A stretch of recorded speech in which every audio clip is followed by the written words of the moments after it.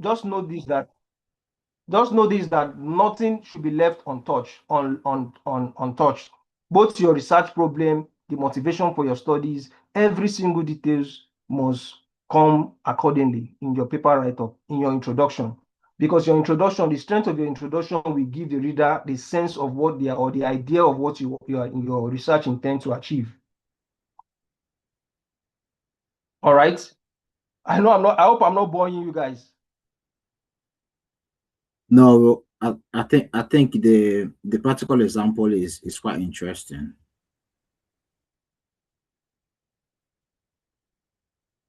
So we must pay attention to all these single details.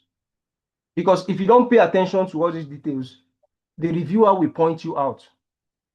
The reviewer will tell you, oh, this particular issue is not well addressed. This particular issue is not strongly discussed. Add more, remove this, add this. You don't want to be in a situation whereby you're going back and forth with a reviewer on a particular issue. You don't want to start going back and forth and telling him this and that. At the point, it will get to a point they'll reject your paper, or they reject your work, or they reject your outcome. I know for students, you are dealing with your supervisor physically, and you tell you do this and do that and not do this. At some point, your supervisor might even tend to avoid you. I've been in that situation before when I was still learning research. My supervisor at some point. What happened?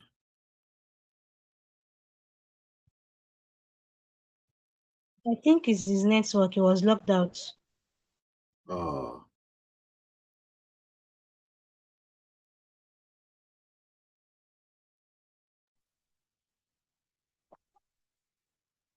I think he's almost rounding up with his presentation, because we just have only 5 minutes to go, and I could see a couple of questions. Let me.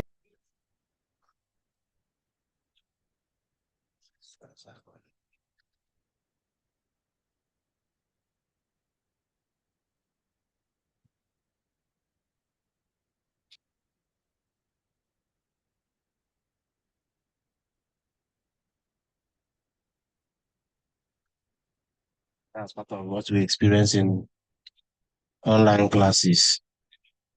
Yeah. Network can be. Yeah, I think I had issue with my network. Okay, thank you for coming. Yeah, thank you. I was about to call you. I had issue with my network. So I was thinking of, if we could round up, we have about 3 questions from the chat box. So if you could just round up, then I can read those questions to you. Okay. So in summary, what I was discussing in summary, in carrying out a research, you as a researcher, you must make a conscious decision on consistently making attempt to read. You must consistently make attempt to read. You must consistently seek for opportunities, not just read information, not just take your paper and start reading the paper. No, you don't need to read every single bit of that paper to get the information you need. You have to seek for opportunities. That means every single paper you pay should be an investment on yourself.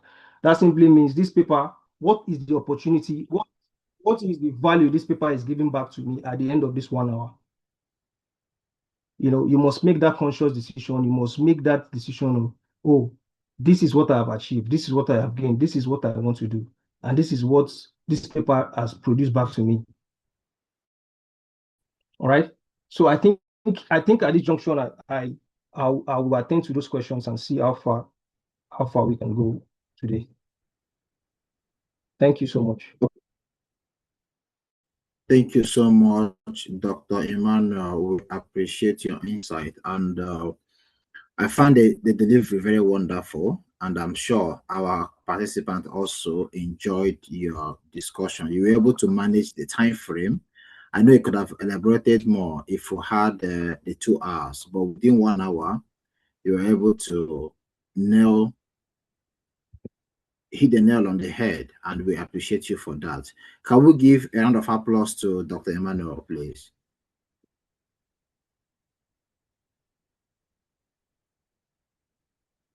So going to the questions they dropped, the first person said, please, sir, the question is coming from Sunday. He said, please, sir, what is the difference between justification and significance of the study?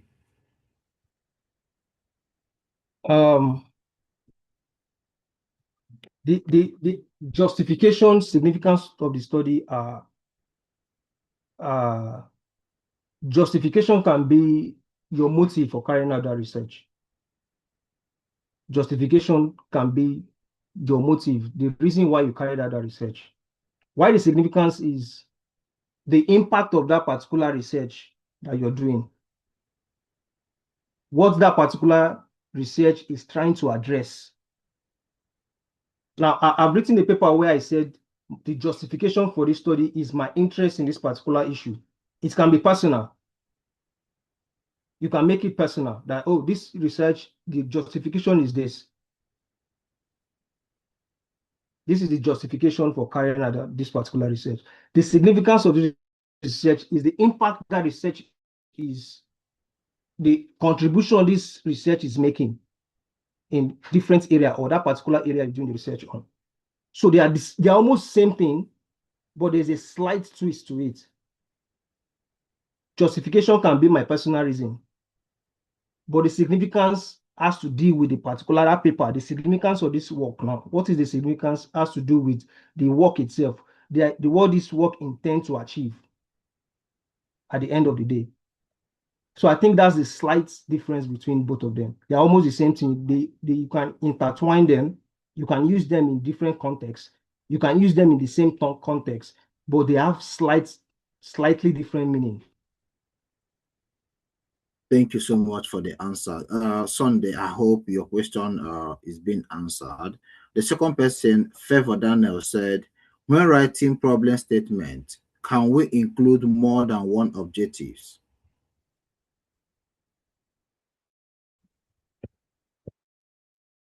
Well, when writing, you can include more than one. You can include more than one objectives. Now, problem statement is different from the objectives. You understand? Problem statement is different from the objective of the study. Problem statement has to do with the issues surrounding that particular topic, or the general issues surrounding that particular issues. If you remember what we discussed on, I think it's the last slide, where we discussed on the difference between on the practical problems, knowledge gap, and so on and so forth. When you're talking about a problem statement is looking at the general issue affecting that particular topic, or the known issue affecting that particular topic. You understand? So that's the difference between both of them. So you can, the question was, you can add more than one objective, right? Yes, you can add more than, you can have more than one objective. It's different from problem statement. You can have more than one objective, but for problem statement, you should have just one singular problem statement. Just one problem you're trying to solve, not more than one. But you can have more objectives, research objective. You can have more than, you can have 3 research objectives. You can have 5 research objectives. It depends on your capacity, or depends on what you're researching on. But problem statement is just one problem statement you're trying to address. Okay, thank you for that. The next person, Chidima Umunadi, she said, sir, does it mean that when conducting research, the focus will be on how independent variable, in this case, she's making use of financial technology and then economic growth. She said, when conducting research, the focus, does it mean that the focus will be on how the independent variable, which is financial technology, affects the dependent variable, which is economic growth? Yes. Now, see, once you table your research topic that way, it is easy for anyone who picks up that work to get an idea of your work. Now, the goal of research is for someone to pick up your work or pick up your topic and be able to contribute to that topic without even going through the work. Now, if you pick up this topic now, the impact of financial technology on economic growth in West Africa, if you pick up this topic, you're not thinking too much. You're not trying to crack your brain. You can easily identify the dependent variable from the independent variable. It is very easy for you to assess it. So it is between the independent variable, easily identifying the dependent variable from the independent variable.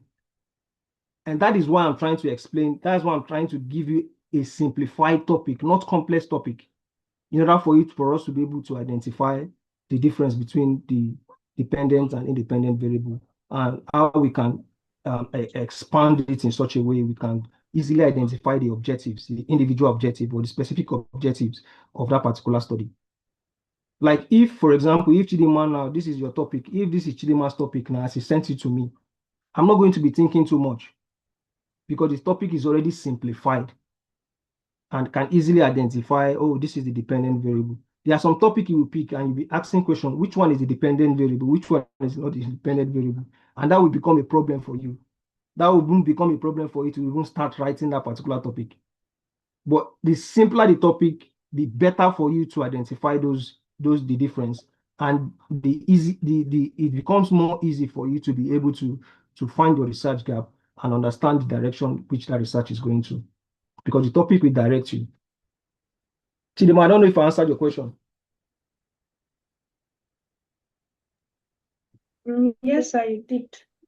Though I have some other questions. You can ask the question. Okay. Sir, my question is, there was a time that I worked as a research assistant, and when we are trying to write research, they usually tell us to start from the dependent variable. Like we should discuss the dependent variable.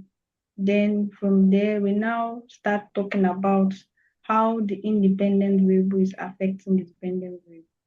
So that's where my question is coming from. So is that like usually the pattern? What I'm asking, because there are some times where the issue is with the pattern of writing. Yeah, the pattern of writing. I think that's where she's seeking for clarification. Well, I believe since you said you work with as a research assistant for an organization, I think maybe that's their own pattern of writing. And I always advise every researcher I've met, have your own specific pattern of writing. For me, that's not how I write my research. For me, that's not how I address my own research. I just gave you key method on which I address my own research. I start from context. I might not even discuss the dependent variable initially. The dependent variable might even come at the end of the discussion. It might come at the end of the discussion where I begin to identify, but in my write-up, I will direct you that this is where I'm going to. Or from my topic, I'll direct you that this is where I'm going to. If you look at this topic now, I wrote here, it is very easy for you to identify the dependent variable. Economic growth is very easy. So you don't expect me to now start for my introduction or start writing about economic growth. That is not where I'm going to start from. I'm going to start with the context, the historical issue relating to this particular financial technology.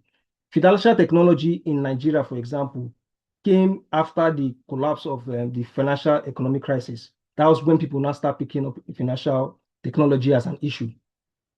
After the financial crisis of 2007. That's an historical perspective to it. That's where I normally start my write-up from. You understand? Then I'll now start going into the issues. I'll now start going into the relevance. Then I'll start going into the motivations. Then I'll now start telling you about the data I'm using for that particular. I'll now start discussing about the dependent variable, the independent variable, and telling you which variables I'm using to measure that, or which variables I'm not using to measure that. If you check your research write-up, the discussion of variables is under the scope of the study. That's when you start telling them that, okay, this is the scope, these are the data I'm using for that particular study. You just highlight it at that point. You might not discuss it fully. You just highlight it and let them know. That's how I write my own. You understand? So when writing research, there's no pattern that you must start with the dependent variable or you must start with the independent variable. Whichever way or whichever form that topic comes to you that you think deemed fit, use that pattern to write. That's my advice. So in a nutshell, Chidema, what the presenter is saying is he said there's no rigid pattern of writing, and writing is progressive in nature. So meaning that as you continue to progress in your research activity, you will discover different ways of writing. So it is true that where you worked, they mentioned that you should start from the dependent variable, then you navigate to the independent variable, and then you probably highlight the contents and every other thing. So there's no rigid pattern of writing. So you always unlearn, relearn, and then keep progressing in nature, right? At some point in, you might come across a publication, and you will be so much driven by the pattern of writing, how the story flows, and they want to adopt that method as your writing style. You're always free to do that. So there's no rigid way of writing. The most important thing is communicate effectively, make your readers flow with your writing, so that they don't get bored or disconnected at some point in your article publication or your research activity. So just find a way to make your story known or make your point known to your readers. That's just the end point of research. Just find a way to engage your readers. Yes. If I pick up your paper now, I'm reading it. If it's not interesting to me, I might not really pay attention to what you wrote. Of course. So you must find a way to engage. I've seen a paper where they just started from nowhere. Yes. Like, I was confused. Why did this guy start from? He just started discussing from nowhere. He just started with arguments. That's where the paper started from. It started with arguments. That in 1977, this person argued with this person, and that person argued with this person, and this is what that argument led to. And this argument has led me to get interest in this particular topic, and this is why I'm writing it. This is what my research wants to achieve. These are the storylines you want to let people engage them. You understand? Come with different patterns of writing. Don't make your writing rigid, like he said. Don't make that write-up rigid. Don't make it rigid. Research is fun. Research is, if you get into research 100%, you will never leave research. And it's rewarding. It's rewarding, highly rewarding. Just keep writing, keep learning, keep on learning. This presentation might not even show you much, but one thing is this: be ready to burn your time for the opportunities. When you're reading, if you don't go on with anything, when you're reading a research paper, look for opportunities. Don't read a paper because you want to learn anything from it. Look for opportunities from that research paper. If you spot the opportunity, it will trigger you to want to write on that paper. It will trigger you to want to pick interest in that particular topic. You understand? So look for opportunities, not just the information. Just find opportunities in every research paper. Thank you, Dr. Emmanuel. We have one person here raising her hand. I still have one more question, but before that, Sandra, you have the floor. You can ask your question. Just unmute yourself and ask the question before I read the last question here. Thank you, sir, for your wonderful section. But please, I want to really understand this dependent variable and independent variable, because I'm confused. As you people are mentioning the dependent variable and independent variable, I don't know if there is difference in the type of writing in research between STEM and maybe art people. Because, for instance, because I'm trying to also write a topic for my project, and my supervisor is explaining to me, like, if I want to start writing from the introduction, that I should start globally. I should start like discussing about that particular topic. For instance, I'm writing on tuberculosis, super cattle, and public health risks among abattoir workers in Enugu State, Nigeria. I should start talking about tuberculosis all over the world. Then I should not start narrowing it down to Nigeria, then to Enugu State, then to that particular place where these cattle are being slaughtered. So I don't know, like, now how to bring out what are the dependent variable now and what's, like, I'm a bit confused. Can you just explain? Okay. So that if I get your question right, first of all, you are confused about the dependent and independent variables. Is that right? Hello, Chidima. Sorry, hello, Sandra. Sorry, I Okay, let's muted just. myself. Are you, Okay. first of all, you said you're confused about the dependent and independent variable, right? Yes, that's the first one. Then the And second one, yes. secondly, your research, your lecturer told you to start your write-up from the historical down to the what is happening down to Enugu State, right? Yes, like globally, how What it's is happening happening in all the over the globe? world, Yeah, okay. Africa and down to Okay, that's Nigeria. fine. That's fine. Is it possible for you to read your topic again? Let's see. Bovine tuberculosis in slaughtered cattle and public health risk among abattoir workers in Enugu State, Nigeria. Okay. So public health risk is now the dependent variable in your study. Public health risk is now the dependent variable in your study. So now let me explain dependent variable to you like a baby. Okay. Now, I don't know how I'm going to explain it, but this is how my prof normally explain it to us. He tells us in the class that between a man and a woman, that's how he tells us. He said between a man and a woman, who is dependent, like who owns the baby, who is dependent on the production of a child, who is dependent on the production of a child? Is it the man or the woman? That's a confused question. When he said it in class, everybody was confused.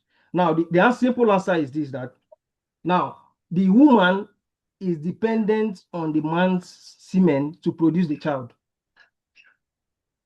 Do you understand? Okay. So now, Yes. if the man don't give that semen, the woman will not be pregnant. That's true, right? Now, Yes. if the dependent variable is that person that's how am I going to put it? Dependent variable is that person that requires something, that requires a thing to produce something. I don't know how I'm going to put it. I don't know if that makes sense. Dependent variable. Okay, let me put it in another way. Between you, okay, let me say between you and your mom, who is dependent on who? I understand. Yes. Yes. Now you are dependent on your mother. If anything happens to her, it might affect you, right? So dependent variable is that standalone variable that requires the independent variable for him to work well. I'm trying to explain it like a baby. I don't know how I'm going to do it. Yeah, I think you're doing justice to that. So it simply means that variable that depends on another to make a complete sense, right? To make a complete effect. Yeah. I don't want to use definition. I want to use the simplicity of life to explain it to you. Okay. I always use the simplicity of life. When I'm in my class, I always use the simplicity of life. The most easiest thing you can relate with to explain it, not definition. Definition sometimes can be complex. You might not really understand.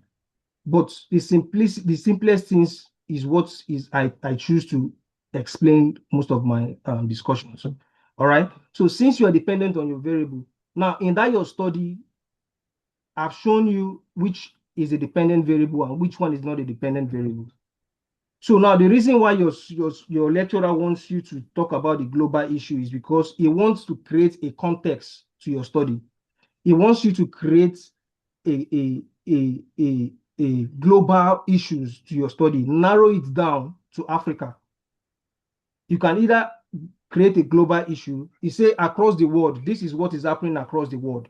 Now, in Nigeria, this is what is happening in Africa. Now, in Nigeria, Enugu State, to be precise, this is a challenge of that particular issue. And this is how I want to address the issue. Now, you now begin to explain to him. It might just be a paragraph. After you highlight the global issue, you highlight the Enugu State, the African issue, then you now narrow it down to Nigeria and Enugu State. It might just be one page, you are done with that. Or 1.5 pages, you are done with that. So when you're done with that, you now start explaining the motivation for your study, why you carried out this study. You now tell him why this study is important. what you aim to achieve with this study. What is the aim of your study? What are the objectives of your study? You start specifying it to me. What are the research questions you intend to ask? Because this study looks like a primary, somehow, I don't know if you can get much data on it, but it might look like a both primary and secondary data. That's what you can use to address this study. You understand? You narrow it down to the end, to the scope and the number of observation you want to use for that particular study. Do you understand what I'm saying, Sandra? Yes, I understand. So, sir, you said in my work now, I understand that public health risk is the dependent variable. So which one Public is health risk. independent variable? Yes. What is the first thing you read there? Bovine tuberculosis. Bovine tuberculosis, yes. Yes, that's the independent. That's the independent variable. Okay. Stan, I think we are running into the before time of the next class. Yeah, can you just give us like 10 minutes because we just have one more question. Just 10 minutes. 10. Yeah, 10 minutes. Let's end by 2:30. The next class is starting by 3, right? Yeah, the next class is supposed to start by 3 as it stands now. What we might do is it's actually pushing into the next class seriously. So okay, no problem. Let's see. Just 10 minutes, please. Thank you. The last question. The last question is coming from Emanuela Obenna, and she said she has 2 questions actually. The first one is, you mentioned the purpose of the research is to review what others have done. What can be said about pure research where you are required to find entirely a new conclusion? That is, that terminology they say they are doing a virgin topic, right? That's what she's asking you, where you're into a new topic. So how do you go about navigating the whole research gap and every other thing? Then the second question, she said, you also mentioned Scopus is not free. However, it has a high impact journals reference. As a Nigerian early career researcher, how do you navigate this restricted access to a high impact journal and carry out a very good systematic research and publication? Most times, the journals you really need cannot be accessed. So these are the 2 questions that she's asking. How do you navigate having access to high quality journals? And then also, how do you navigate getting research gap when you're carrying out a virgin topic? Let me use that word, virgin topic. Okay. So if you can just address this within 5 minutes, that would be appreciated. 5 minutes. That 5 minutes is a good time. Well, thank you. When addressing, if I'm to advise what the person who asked this question is, when addressing a virgin topic, when addressing a new topic, there are criteria. There's a way you look at the topic. You're not going to look at the topic as what people have done before. You are looking at the topic as a fresh new ideas. Now, when presenting a fresh new idea, it's already a gap on its own. And that's where that knowledge gap comes in. The concept of knowledge gap is telling you that there is no data available for this study. There is no information available to this study. There is no understanding available to this particular study. I don't know who's using the iPhone. There is no available information available for this study. That alone is a gap. That alone is a gap. Knowledge gap is also a gap. It can help you recreate and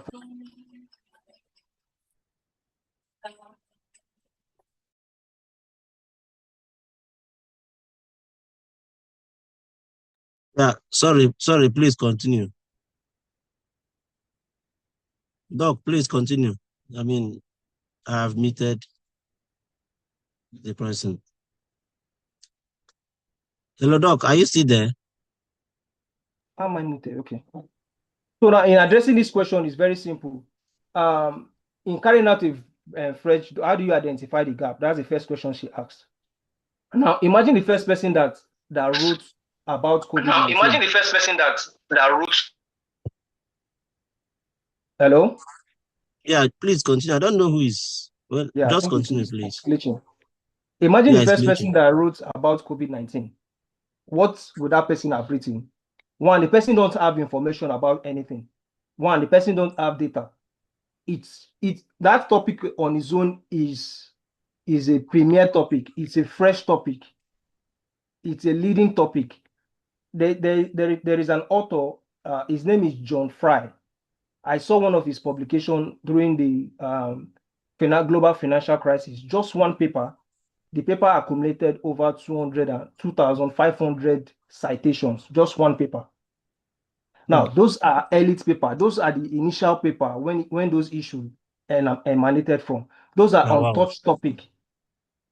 Those are topics that no one have discussed upon. You understand? So I'm giving you an example of COVID-19. The first paper on COVID-19, if you pick up that paper, you will see so many citations on it because that paper becomes a reference. So when you're writing on a topic that has not been touched, that paper becomes a reference. It has already created an avenue where new problems or when you've created, in fact, you can have a pattern towards that topic that you have the initial idea about that topic. It's a gap on its own. So you are not looking for a new gap in those untouched topic. It's a gap on its own. For the fact you've identified a problem, it's a gap on its own. There's no need to say you are stating a gap. You can just go straight ahead and say, this topic is the first. This topic is the initial issues that has portrayed this discussion over the years or over the period. I don't know if you understand, if that makes sense. So if you are dealing with untouched topic, there is no need for you to do any rigmaroling around it. That's an untouched topic. That's a fresh topic. That's a burning issue. That it's new. No data is available. No knowledge is available. No understanding is available about that topic. That topic is fresh or on its own already. There's no new thing added. There's no gap you're trying to fill. The topic alone is the gap on its own. All right. Yeah. Thank Yes, you. I understand. Thank you very much. The second So one what's is the second question? What's the second one she said again? The second one is, how did they navigate getting access to quality journals where some of those high impact journal publishers such as Scopus is not free? Okay. Like I said, Scopus journals like Scopus, Webs of Science, they are not free index journals. They are most times subscribed by institutions. Like, for example, the University of Nigeria, then the initial time where Google Scholars was a big thing. University of Nigeria subscribed to Google Scholar. So they made it free for all students then. So when I was in Nigeria, what I did was the way I navigated it was I had to contact or connect with a friend here in the UK. I connected with a friend here in the UK. I used his information to gain access to most of those journals. There's no way you're going to beat the system. And I'm not going to advise you. I have a site. I'm not going to advise you to go to do the wrong thing in order for you to get access to those journals. But what I did legally was I connected with a friend here in the UK, and he gave me access to those things. He gave me access to those journals, those informations. Or if possible, if your institution back home can have access to those journal sites, then you can easily have access to it. There is no way you can maneuver the system there.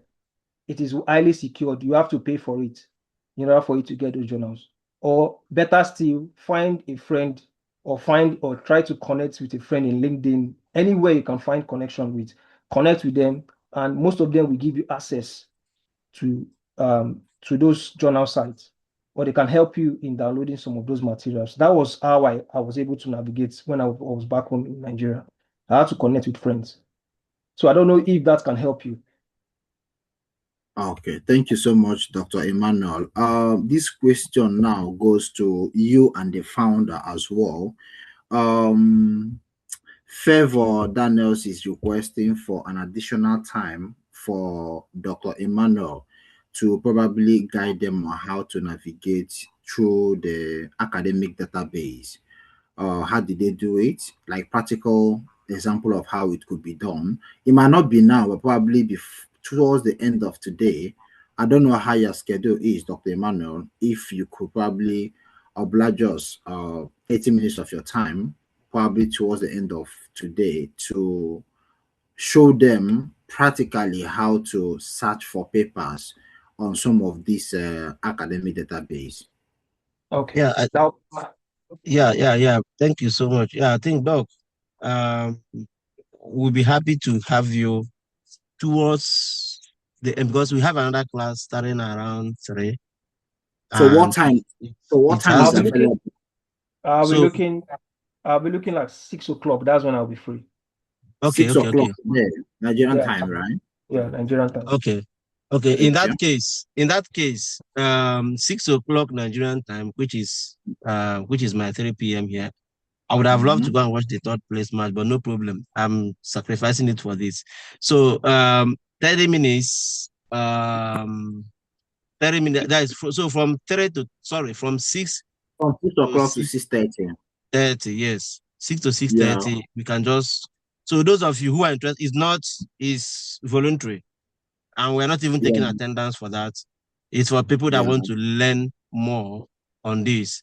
So it's still the same link. This link is valid until September 26th. That this whole 12 weeks will be over. So by 3 p.m. by 6 p.m. in Nigerian time, you guys, anybody that is interested will join. So I will have to probably post the course rep.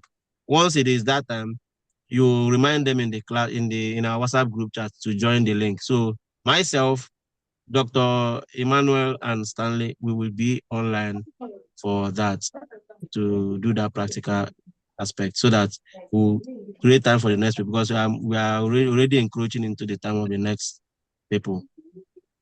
Yeah, thank you so much, Dr. Emmanuel, for the time. And few of my reactions will come probably during the practical time, but a few things I wanted to add just to answer some of the questions, especially the one that is having difficulty accessing high quality journals. So there are ways we navigated that when we're in Nigeria. So probably I will share my practical experience, how I went about getting some of those papers while I was in Nigeria. So those things will be made known during the practical class.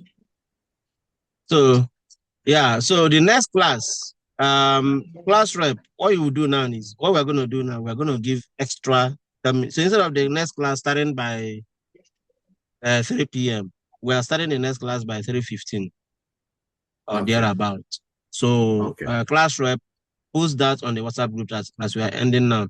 And then secondly, there's a link I dropped in this comment section. It's for you people to it's just a survey link. You need to fill it, you just tell us what you learned, how you feel about the class, and then also rate the resource person, how you learned from the resource person and everything. So that will give us opportunity to make decisions, because we are going to be working with those survey at the end of this whole class. So if there is any place you're lacking, that will help us to see what we can do to make up for you guys. Hello, sir. Yeah, I did it wrong. Yeah, the link is not working. The link is not working? Yes. Why? But I checked it from my end, it's working. It's not. Okay, what I'm going to do is, what I'm going to do, I'm going to share it in the WhatsApp group. I'm going to share, there is a barcode that we created for the link. So I'm going to share the barcode in the WhatsApp group chat. So get it from there and do it within the next 45 minutes. For those of you that will be joining the next class, I know that most of you that are here are not part of the next class. So once we end, use this time I will post it on the WhatsApp, on our WhatsApp group chat where all of you are. So get it from there. I'll post the QR code. Okay, thank you. Thank you. On behalf of the founder, I want to appreciate Dr. Emmanuel for the time. Despite the little slack 1 hour time we had, you were able to catch up with the remaining 1 hour. And from the feedback of our participants so far, we could see that they found your presentation very valuable and resourceful. So thank you so much. And also thank you for obliging their request of giving your additional time from 6 o'clock to 6:30 to guide them on the practical steps on how to get access to some of the journals and navigate through the academic database. So thank you for your time.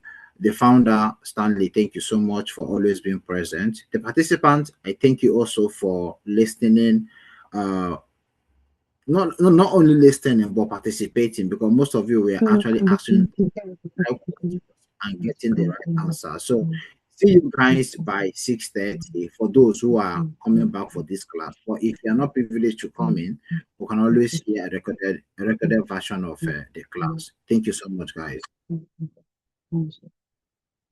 Yeah, thank you so much, Stan. We end it here and we meet in the next class by 3:15.